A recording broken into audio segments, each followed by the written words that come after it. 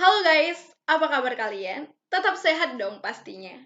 Ketemu lagi sama aku Eka Kartika dan welcome to Scriptionist Program.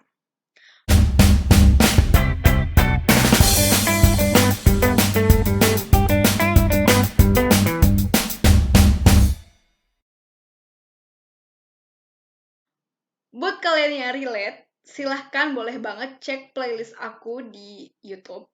Ya ini YouTube ya. Cek playlist aku yang referensi tugas dan skripsi HI dan silahkan digunakan sebagai ide awal untuk menulis tugas atau bahkan skripsi guys. Oke, sebelum lupa, video hari ini itu ada versi artikelnya.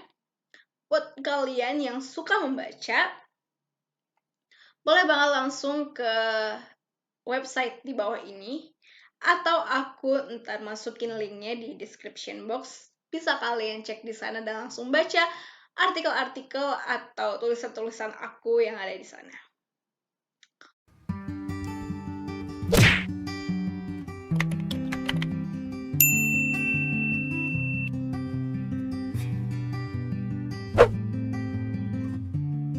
Well, di episode kali ini kita akan membahas tentang G20.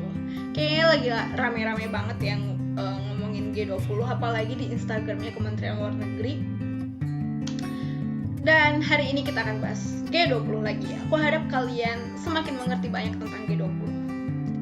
Kalau sebelumnya kita udah bahas tentang PBB dan ASEAN, kali ini kita bahas tentang G20 yang adalah organisasi internasional yang fokus di bidang ekonomi. Jadi kemarin-kemarin yang secara menyeluruh di PBB gitu kan, terus mengerucut lagi ke ASEAN di regional, mengerucut lagi kali ini di bidang ekonomi.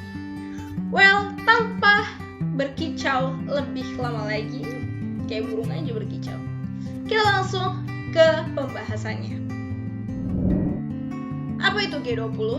G20 adalah kelompok informal dari 19 negara ditambah Uni Eropa, serta perwakilan dari IMF atau International Monetary Fund dan World Bank. Dan G20 adalah kelompok negara dengan perekonomian besar di dunia. Nama resminya adalah The Group of 20 Finance Ministry and Central Bank Governors. Dibentuk pada tahun 1999 dengan tujuan untuk menghimpun kekuatan ekonomi maju dan berkembang. Jadi latar belakang terbentuknya organisasi ini adalah krisis keuangan 1997. G20 tidak memiliki sekretariat yang permanen, namun dalam proses dan sistem kerja G20 memiliki tuan rumah atau yang disebut sebagai presidensi dan dibantu juga oleh dua negara lainnya yang kemudian ketiganya disebut Troika.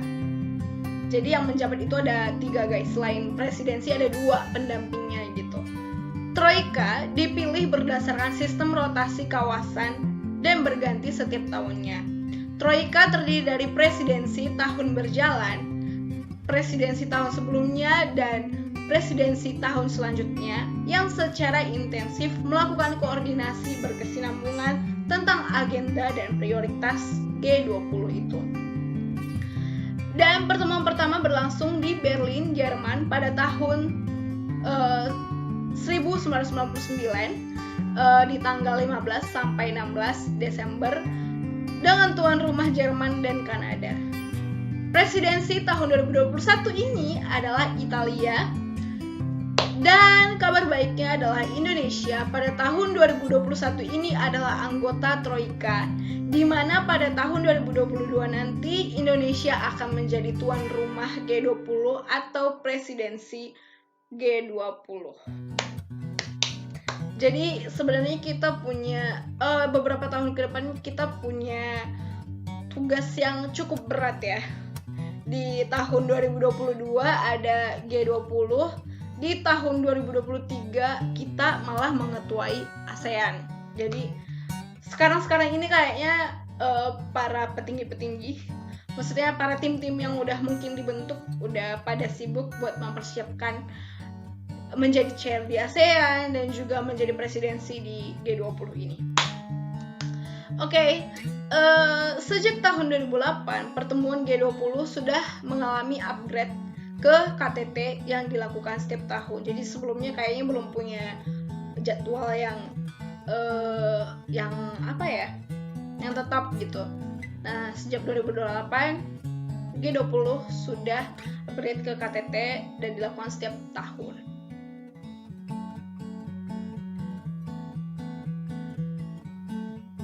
Bagaimana perjalanan Indonesia di G20? Jadi kepentingan Indonesia di G20 adalah untuk memajukan kepentingan negara berkembang dan menjaga terciptanya sistem perekonomian global yang inklusif dan berkelanjutan.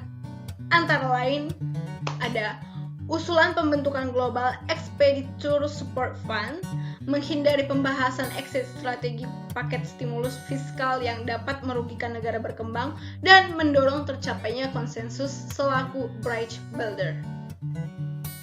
Jadi peran Indonesia di G20 antara lain yang pertama, Indonesia dapat mengedepankan pendekatan konstruktif dalam pembahasan isu di G20.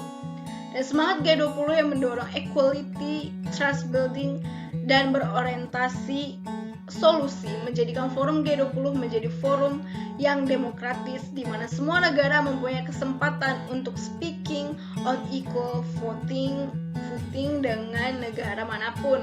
Indonesia perlu terus menjaga karakteristik dasar G20 tersebut dari desakan dominasi ataupun pergerakan sikap atau posisi dari negara-negara anggota G20. Pergeseran posisi Indonesia dari negara low income countries menjadi negara middle income countries, serta dari negara penerima bantuan menjadi negara penerima sekaligus negara donor, membutuhkan penyesuaian profil Indonesia di dunia luar. Untuk itu peran aktif Indonesia di G20 menjadi penting karena G20 dapat dijadikan sebagai wadah untuk instrumen politik luar negeri Indonesia yang mendukung upaya Indonesia menjadi negara maju pada tahun 2025. Amin.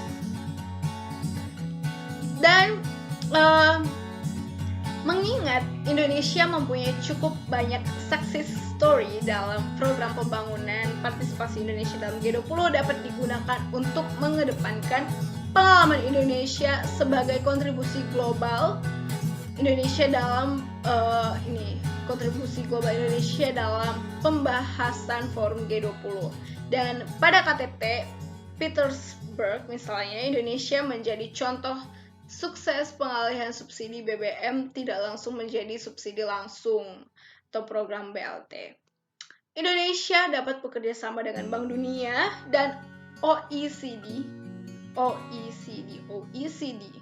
untuk mengangkat berbagai success stories Indonesia. Jadi sebagai wadah untuk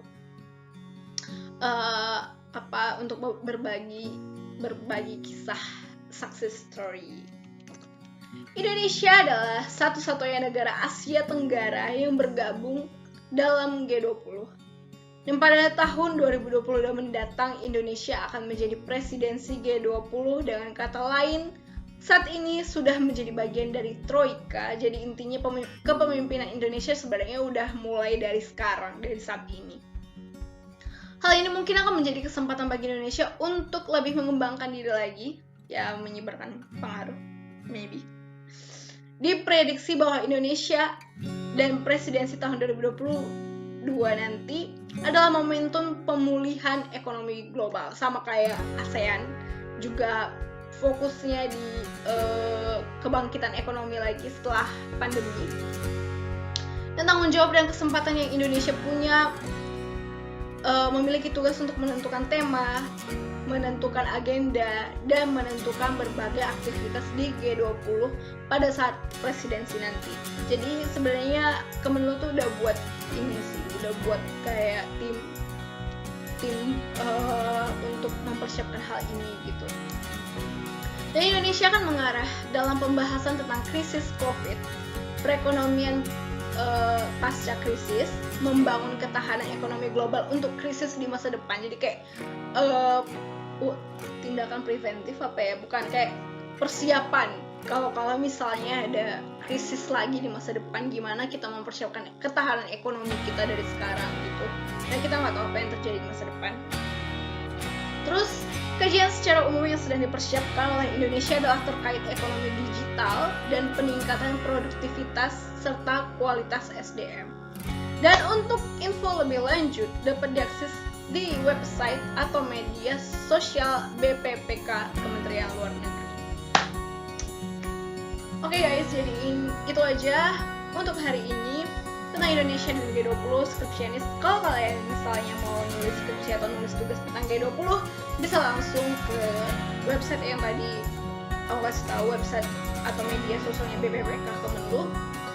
Karena mereka juga dari BPPK Kemenlu tuh di live Instagramnya Kemenlu kemarin juga mengharapkan banyak mahasiswa yang tertarik untuk menulis kajian-kajian yang mereka buat gitu, yang sama topiknya gitu.